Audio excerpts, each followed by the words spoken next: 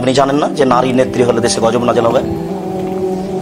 এমন কঠিন ভাবে আল্লাহ রাসূল বলছেন, এমন কঠিন ভাবে বলেছেন, আরবি ভাষাতে ওর চেয়ে কঠিন ভাবে বলার কোনো বাক্য নাই। তিনি বলছেন যে ওই জাতি কখনো পরিত্রাণ পেতে পারে না, ওই জাতি কখনো পরিত্রাণ পেতে পারে না, ওই জাতি কখনো পরিত্রাণ পেতে পারে না যে জাতির নারী হলো। এটা তো রাসূলের মুখের ভাষা। আপনি এদেশে অন্যায় থেকে বাঁচতে চান, মানে কেন বাঁচবেন?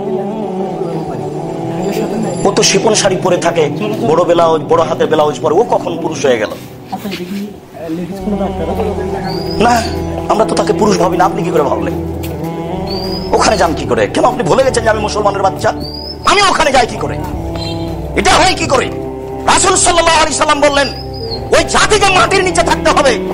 এই যে যাদের নেত্রী হবে নারী, তখন তাদের মাটির নিচে থাকতে হবে, উপরে থাকার সুযোগ নেই।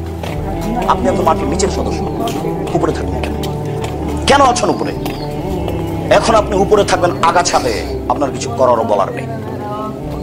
যেহেতু নিজে থেকে এই বোঝাকে, এই অন্যায়কে, এই বিপদকে, এই গজবকে মাথায় তুলে নিয়েছেন, কাজে নিজেকেই বহন করতে হবে। আপনাকে তো বহুদিন থেকে বলে আসছি কোনো পথ নাই, আপনি যান কেন ওখানে? আমি বলতে চাই না আপনাকে। আজকের যারা আছে তাদের কি হিসেব? যারা কালকে ছিল তারাও, যারা কিয়ামত পর্যন্ত আসবে তারাও। কোন মানুষই নারীকে নেত্রী করে পরিত্রাণ পেতে পারে না, নারীকে নেত্রী করে পরিত্রাণ পেতে পারে না। আপনাকে তো বারবার বলেছি, যেদিকে ভোট কাউন্টার আছে সেদিকে মুখ করবেন, এভাবে তাকাবেন না।